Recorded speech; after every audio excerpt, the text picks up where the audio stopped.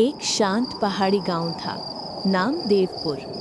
गांव के बिल्कुल ऊपर एक पुराना और भव्य मंदिर खड़ा था। दिन में वो मंदिर भक्तों से भरा रहता, लेकिन रात होते ही वहां सन्नाटा छा जाता।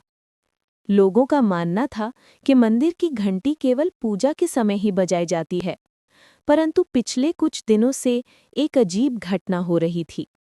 हर रात ठीक 12 बजे बिना किसी के छुए मंदिर की बड़ी घंटी टन बज उठती।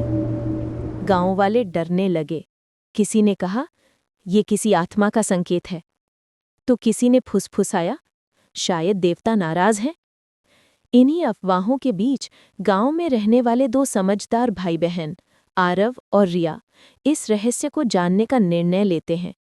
दोनों बहादुर थे और डर पर भरोसा रखने के बजाय सच खोजने में विश्वास रखते थे। एक रात टॉर्च और साहस लेकर वे मंदिर की ओर चढ़ने लगे। हवा तेज थी, पेड़ों की टहनियां टकराकर अजीब आवाजें कर रही थीं, लेकिन वे रुके नहीं। जैसे ही वे मंदिर के पास पहुंचे, अचानक घंटी फिर बज उठी।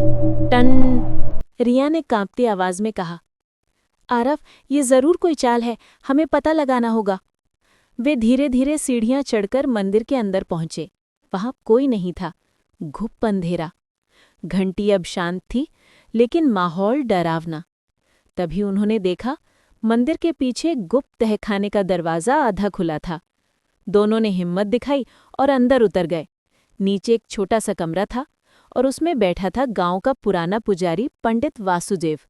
वो कांपते हाथों से घंटी के लिए बंधी रस्सी पकड़कर बैठा था। आरव और रिया हैरान, पंडित जी, आप यहाँ क्या कर रहे हैं? पंडित जी की आंखों में आंसू आ गए। वे धीमी आवाज में बोले, बच्चों, ये मंदिर कभी बहुत बड़ा था, लोग हर दिन आते थे, लेकिन अब सब बदल गया है।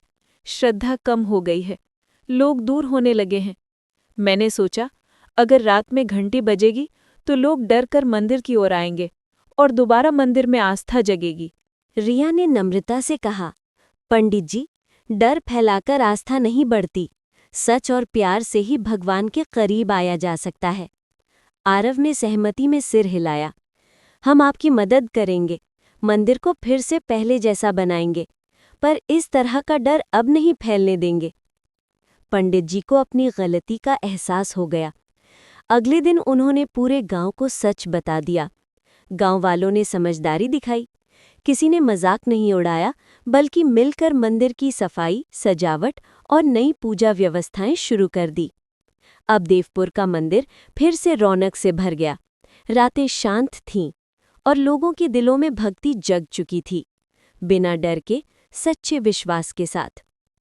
ये कहानी हमें ये सिखाती है कि सिर्फ सुनी सुनाई बातों पर भरोसा ना करें। सच्चाई जानें, तभी सही निर्णय लें। Like and subscribe for more stories by Ai.